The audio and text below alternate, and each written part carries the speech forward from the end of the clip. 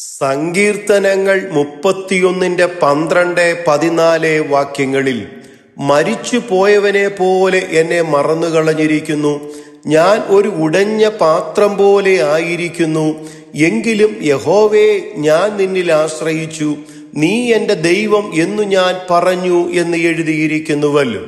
ഞാൻ ഉടഞ്ഞുപോയ പാത്രം പോലെ തകർക്കപ്പെട്ടിരിക്കുന്നു എന്ന് ചിന്തിക്കുന്ന ക്രിസ്തുയേശുവിൽ വാത്സല്യ സഹോദരങ്ങളെ, നിങ്ങൾക്ക് ഏറെ പ്രിയപ്പെട്ടവർ പോലും നിങ്ങളുടെ തകർച്ചയിൽ നിങ്ങളെ കൈവിട്ടെങ്കിൽ നിങ്ങൾ നിരാശപ്പെടരുത്. യെശയ്യാവ് 49:15 ഒരു സ്ത്രീ തൻ്റെ കുഞ്ഞിനെ മറക്കുമോ? താൻ പ്രസവിച്ച മകനോട് കരുണ തോന്നാതിരിക്കുമോ? അവർ മറന്നുകളഞ്ഞാലും ഞാൻ നിന്നെ മറക്കയില്ല എന്ന് പറഞ്ഞ യഹോവ ഒരിക്കലും നിങ്ങളെ മറന്നുകളകയില്ല.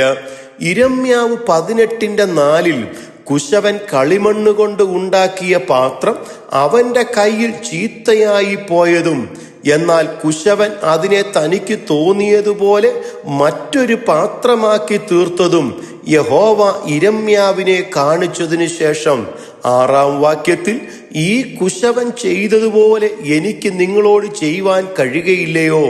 കളിമണ്ണ് കുശവന്റെ കയ്യിൽ ഇരിക്കുന്നത് പോലെ നിങ്ങൾ എൻ്റെ കയ്യിൽ ഇരിക്കുന്നു എന്ന് പറഞ്ഞിരിക്കുന്നത് പോലെ, പ്രിയ സഹോദരങ്ങളെ, ജീവിതത്തിൽ ആർക്കും പണിതെടുക്കുവാൻ സാധിക്കാത്ത വിധം നിങ്ങൾ എത്ര ഉടഞ്ഞുപോയ പാത്രം പോലെ ആയിരുന്നാലും, അത് നിങ്ങളുടെ വിദ്യാഭ്യാസമോ ജോലിയോ കുടുംബമോ തലമുറകളോ അവരുടെ ഭാവിയോ ഇങ്ങനെ ഏതുമായിക്കൊള്ളട്ടെ, നിങ്ങൾ നിരാശപ്പെടാതെ ദൈവത്തിൽ അധികം ആശ്രയിക്കുക. എന്നാൽ അതിനെ പണിതെടുത്ത് മനോഹരമാക്കുവാൻ നമ്മുടെ ദൈവമായ യഹോവ സർവശക്തനാകുന്നു.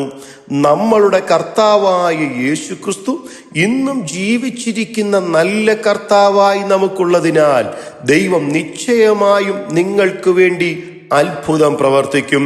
അതുകൊണ്ട് നിങ്ങൾ ധൈര്യമായിരിക്കുക. കർത്താവ് അതിന് കൃപ ചെയ്തു തരുമാറാകട്ടെ. God bless you.